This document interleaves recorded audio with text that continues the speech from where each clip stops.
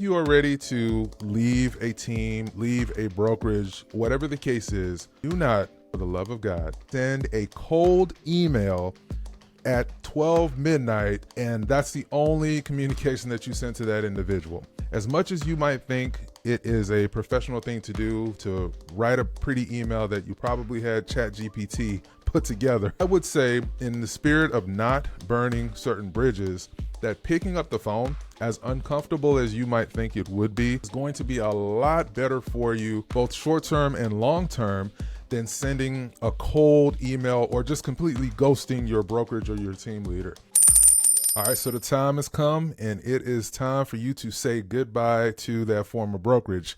You're probably watching this video because you are about to make a pivot, and you want your brother, your uncle, your favorite realtor's favorite realtor to give you some tried and true advice on how to make that pivot. As of this recording, I am here with Real Brokerage. So if you decide after watching this video that you'd like to talk about alignment with Real Brokerage once you break up with your previous brokerage, please click the link in the first pinned comment or scan this QR code that you see right here on your screen right now. All right, so we're going to talk about how to properly break up with your brokerage. And I think that this is a tried and true video. Based on the time of this recording, we are nearing the end of this year. And if you're watching this after the beginning of the year, maybe you were thinking about making the pivot now and you want to get some tried and true advice on how to navigate this. All right, so how would I start this? So I would treat breaking up with your brokerage or making the decision to exit your brokerage kind of like a relationship, right? I think that many of us, when we make the decision to pivot and we are ready to have that conversation, it's probably been something that you've been thinking about for some time, right? That's usually how it goes when a relationship of any sort, begins to go south. So I think that it's one of the things that you always have to look backwards before you go forward or before you decide to move forward, and ask yourself some questions, right? This is a series of questions that I would ask myself and that I asked myself when I made the pivot from my previous brokerage to where I am now. What were some of the things that caused you to want to have this conversation in the first place? Is it like one big thing that went wrong between you and your team lead or you and your brokerage that's causing you to make this pivot? Or is it a series of little things that have kind of bubbled up to the point to where you're ready to make that exit? And I also want to caveat that this video is going to be broken down into 3 different approaches. One, if you are thinking about leaving the team that you're with, but still remaining at the same brokerage. 2, if you are at a smaller mom and pop kind of brokerage or an independent brokerage and you're thinking about leaving. And then thirdly, if you're at one of the big ones where you're just essentially another agent and it wouldn't be a big deal one way or the other. There's still some tact and there's still a very professional way to go about this because we are 1099. So you can move around as you choose to, but you don't want to burn your bridges. So I'm going to show you broken down by those 3 categories: teams, leaving a team, or potentially leaving a team and a brokerage, leaving a smaller brokerage, and then lastly, leaving a big brokerage. So if you decide that it is a series of little issues that have bubbled up to this point, how were some of the ways when it was those little issues that happened? How did you address it at that point? Was it more or less maybe a team leader where you and the team lead have been having issues? Maybe that person has been, or you felt like that person has been very passive aggressive. Maybe they're becoming a little bit too demanding on you and unfortunately you're just tired of it, right? Or was it one big thing that took place that caused you to lose out on a potential client or a potential closing and you're like, okay, I'm done with this. So we need to unpack what happened that has caused you to feel how you're feeling. So I'm going to assume for this example that I'm going to talk about now that it's been a series of little things that have continued to bubble up. The way that I would approach some of the little micro issues, and I use myself personally. So I was at a particular brokerage where the individual that was more or less like my mentor or guide, or I don't really know what to call the arrangement. Let's just say kind of in a management role over me. This individual was one of the most passive aggressive individuals that I've dealt with in my life. Admittedly as well, that was a crazy thing. And for me personally, me and this person butted heads very, very often for various reasons. And I'm a non-confrontational guy. I don't like to have issues with people. I do have a little bit of, I want everyone to like me because I'm going to present the best version of myself possible. And it's going to be darn hard to not like Marvin, just because when everything and every employer that I've worked with, I bring a level of humor. I bring a level of encouragement, and I try to be a light in a dark place. That's part of my faith, and that's just something I've always brought to the workplace. And for this particular person, it just really rubbed that person the wrong way. Maybe there were some issues going on with that individual that they projected their issues onto me, right? And so it would be one issue after another with a particular transaction or a marketing strategy that I had that I wanted to kind of broach to that individual to say, hey, I think that we should do things like this. Here's the track record, or here is the social proof of how this can work. And I think that this would be a good idea.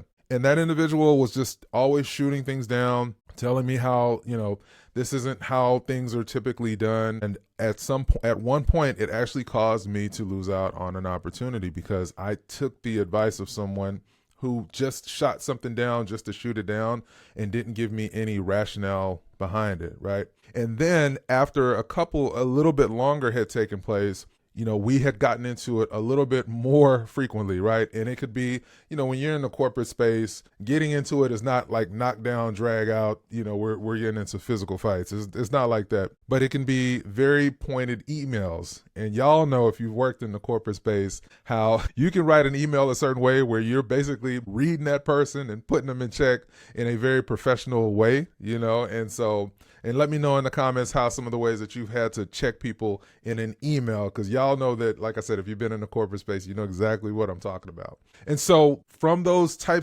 more aggressive, passive-aggressive emails, text messages, using the all caps in text messages. Like if you're using all caps in a text message to me in a request that you have, I'm going to take that as you are being adversarial in your communication with me. And I'm supposed to be learning from you because I'm working under you, that you just should realize at some point that, hey, this is not how things should go, right? Or it could be a very uncomfortable situation that individual, that if you're on a team, put you in. Maybe you're in the middle of family time and that individual says, hey, you're on a team, someone can't do this open house. I need you to be at this property on the other side of town tomorrow morning at 11 a.m. No questions asked. No, it's more or less a demand, right? And you could approach it in a sense of, if I'm really looking to learn something from this individual, maybe it would be best to showcase that I am a pliable person. I'm flexible. Yes, it is at the very last minute, and I'm just going to show up to this open house. But one thing that I've learned is that in life and in your business, you have to set boundaries. And there's a lot of great books that talk about creating boundaries. And I think that those boundaries are very important to set at the onset. That way it does not become an issue in the middle of the working relationship. And so the way that I would approach this moving forward is, before you decide to make that pivot from that team, ask yourself, have you tried to work it out? Have you had a conversation with this individual? Did you set certain expectations at the beginning of your alignment with this person, that person has not, met those or understood those obligations, and they are now saying one thing, whereas maybe at the beginning when you set those expectations, all of a sudden they pulled a bait and switch on you? I know for me personally, any agent that I talk to that's interested in joining either my local team here or aligning with me here at Real Brokerage, I set the expectation that I am available during banking hours, meaning Monday through Friday, I'm available from 9 a.m. till about 5-ish p.m. And I can be available on weekends if you give me a heads up that you have a deal going and you might need some assistance, with negotiation or writing a contract or whatever the case is. And Sundays I take off for Sabbath. Every single agent that I partner with here at Real Brokerage has heard that from me at the onset. So if that individual decides to call me at 9 o'clock at night on a Friday, there's a strong possibility that they are not going to reach me, because I indicated the times where I am available for any and all questions. Now, that doesn't mean that if they are in an emergency situation, they should feel like they should be able to reach me. But I feel like, especially, and this is something that I'm really focusing on going into the new year, is you have to set your guardrails and you have to stick to those guardrails, because the moment you bend, you will bend for another reason, and then another reason, and then another reason. And at some point, it will never stop, right? So I think that it's important to set those expectations, because if you walk into a place like Chick-fil-A, for example, Chick-fil-A is there for you Monday through Saturday from 7 a.m. until whenever they close. I'm vegan, so I haven't had Chick-fil-A in years. But on Sundays, they're not open. And that's across the board in any Chick-fil-A in the world. Every Sunday, Chick-fil-A is closed. Now, a lot of pundits may say, man, if they were open that extra day, they would be doing so much more business. But Chick-fil-A has been closed on Sundays since, to my understanding, Chick-fil-A has been open. And they are still dominating the fast food industry, even though they have created that guardrail of being closed on Sundays. They're closed on Sundays, my understanding, is for religious purposes. And so could they do even more business? Could they do so much better in their balance sheet and all that stuff if they decided to be open on Sundays? Possibly. But they set those guardrails, and they have stuck to those guardrails in every single location. So I think that it's important to realize that if you did not level set the expectations to your team leader or your small indie brokerage, your managing broker, and that individual all of a sudden does things that you did not convey was an issue for you. Maybe you have to be at your kid's soccer game every day on every Wednesday at 7 p.m. and you're not going to be available.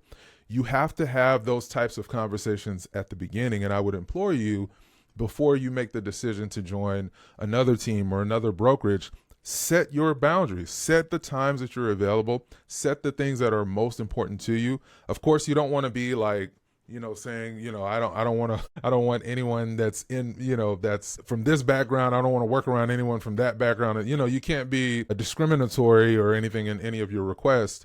But if you have certain commitments outside of real estate, I think that you need to convey that. That's incredibly important.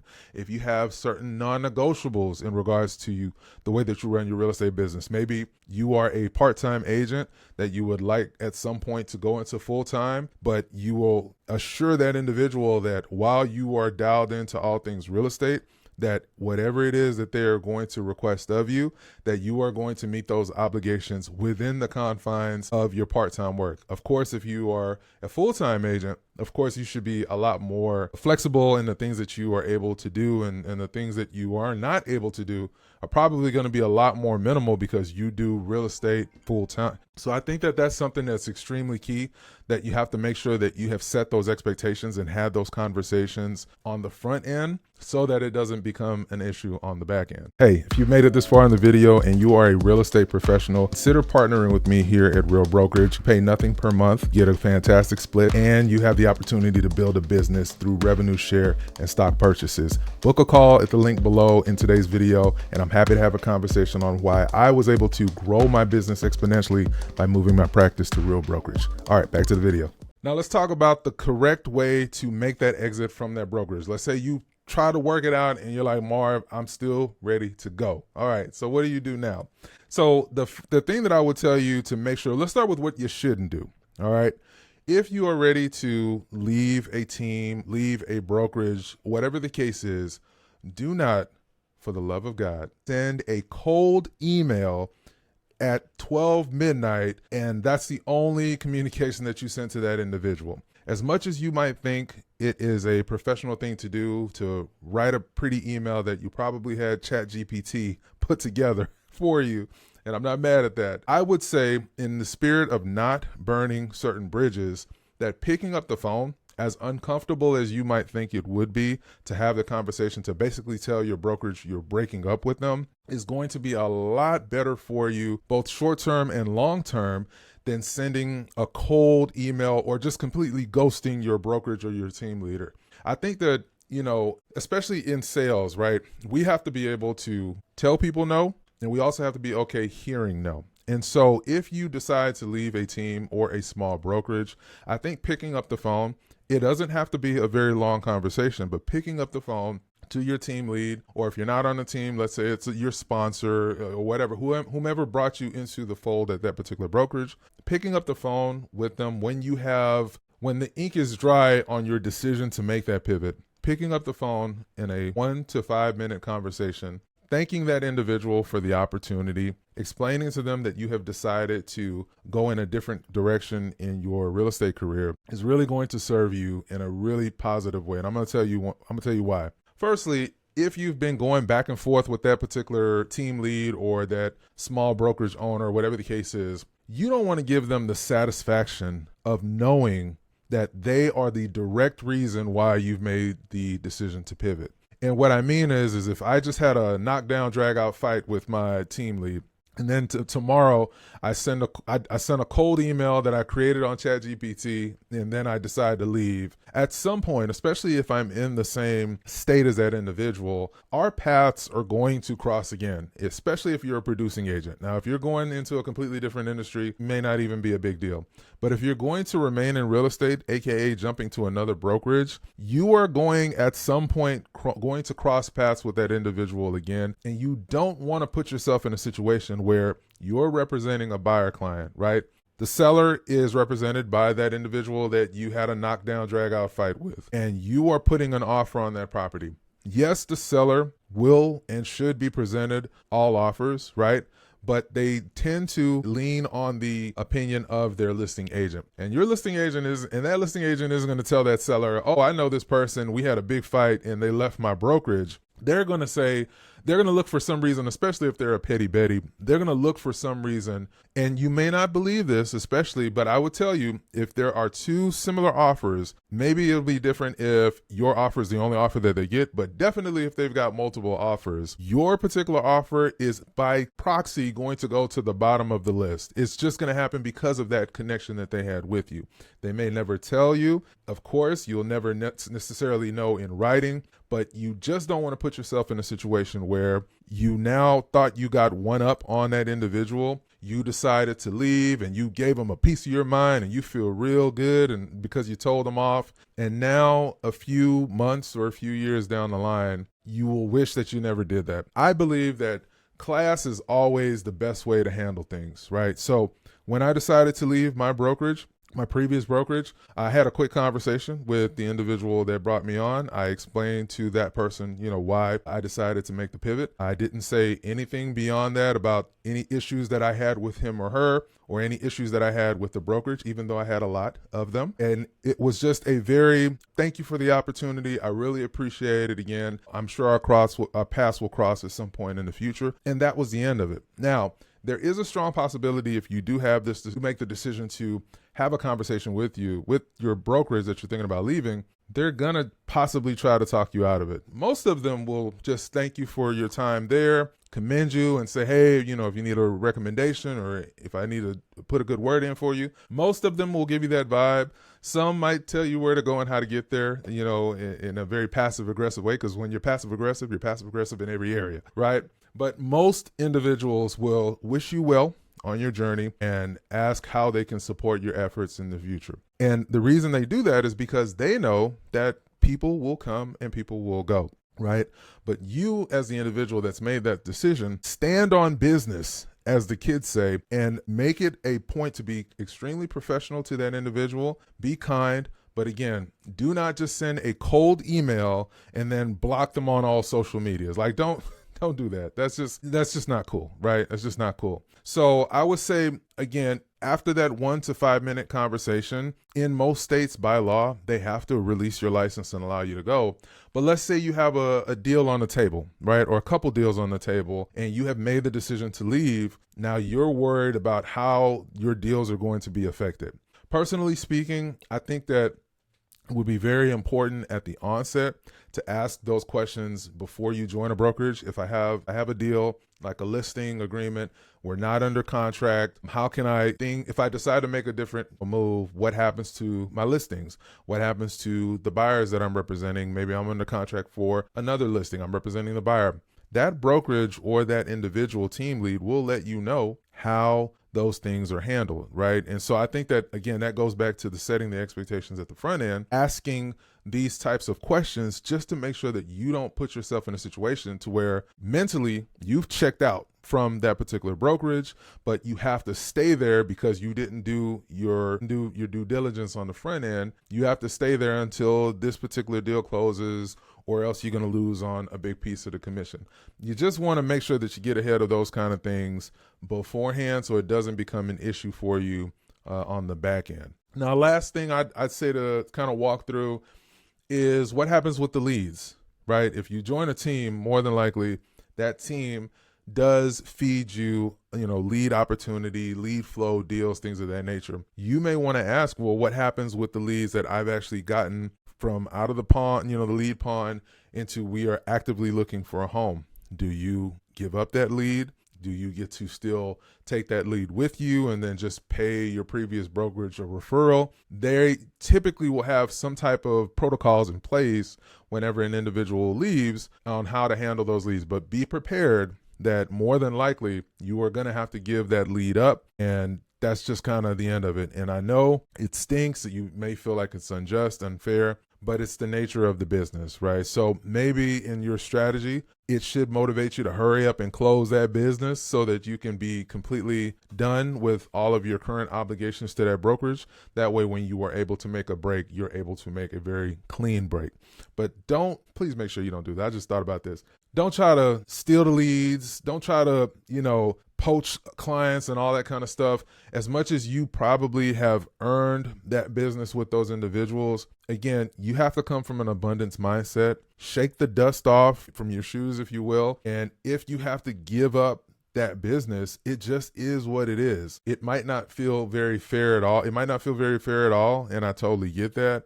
But again, if you are making that decision to check out, you do not want to give yourself an excuse to still be in a relationship that you mentally, emotionally, and in some cases physically are no longer dialed into and no longer a part of. And just know that when you make a change like this, like switching brokerages, it's not as bad as you think it is. Individuals leave brokerages all the time. As of this recording, I'm coming up on 1 year at my new brokerage, or not new any longer, but 1 year here at Real. And it's the best thing I could have did for my real estate career. Not that my particular brokerage is for everybody. It's cloud-based and some people just have to have an office, that kind of thing. But for me, I'm extremely happy that I made this move. I've made more money. I've made better, stronger relationships. I've had additional opportunities that, quite frankly, my alignment with my previous brokerage and the individual that I was working through, it was messing up opportunities for me. So I think that it's really, really important to know your why. Don't just make the decision, for example, to join Real because of your brother, your uncle, your favorite realtor's favorite realtor, because I'm going to set certain expectations and I'm going to give you the real, pun intended, of what Real Brokerage can do for your business and what Real Brokerage can't do for your business, right? It could be KW, it could be EXP, it could be LPT, it could be any of these places. But again, if you've made that decision to make a break from your team and your brokerage, know your why and stick to that, stand on that business, if you will, but also make sure that you realize that wherever you go, there you are, right? So if you're constantly hopping from brokerage to brokerage to brokerage, I know an agent that's been at 3 brokerages in 1 year, right? So that's a problem. And the problem is actually that individual versus them thinking that it's this brokerage or it's that brokerage or it's that brokerage. You have to get to a point in your career and in your personal life that you have what's called stick-to-itiveness. And that means that you have made the commitment to see a thing through to the end. And of course, unless there's an issue that's causing you physical harm or a safety issue or a legal issue where, your team leader, your brokerage is asking you to do something that's unethical,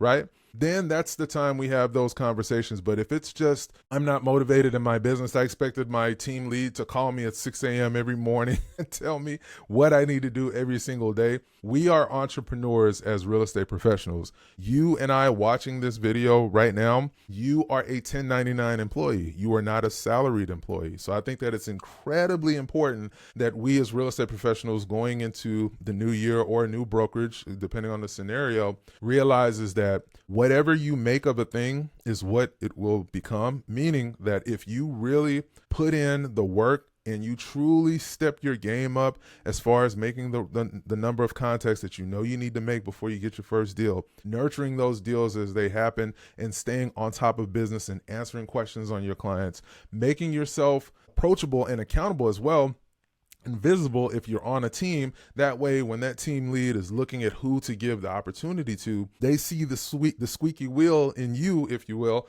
getting and you're going to be the one to get the grease because you are showing up every day. Even if you're stumbling, even if you're making mistakes, you're showing up, holding yourself accountable, and you're ready to get after it. You cannot tell me, and this is across the board, it doesn't matter what brokerage you're at, if you're putting in the work on a regular and a consistent basis, and that work can be whatever it means for a part-time agent versus what it means for a full-time agent versus what it means for a brand new agent versus what it means for a veteran agent. Whatever the case is, if you're putting in the work, I guarantee you in 60 days, you'll be at a different place in your business. In 90 days, you'll be at another different place in your business. And in 12 months, you'll be more than likely in a 200% growth mode than where you were when you started, just by simply doing the work. Now, if that team or that brokerage that you're at is causing you to stumble and hindering any of those areas, absolutely make the pivot, because there are greener pastures out there. But just make sure that you are not running away from a problem that you created. All right, until the next video, this is your brother, your uncle, your favorite realtor's favorite realtor. Before you go, I want you to check out one of these 2 videos here on the channel. I got more content available for you on a regular basis. And again, if you are interested in partnership here at Real Brokerage, again, it's the greatest brokerage this side of the Mason-Dixie because of the tech, because of the economics, because of all the cool stuff going on here. And now the Real debit card. Happy to have that conversation. Scan the QR code that you see right here, or click the link in the first pinned comment, and I'll talk to you on the next one. And I'll talk to you on the next one. Peace.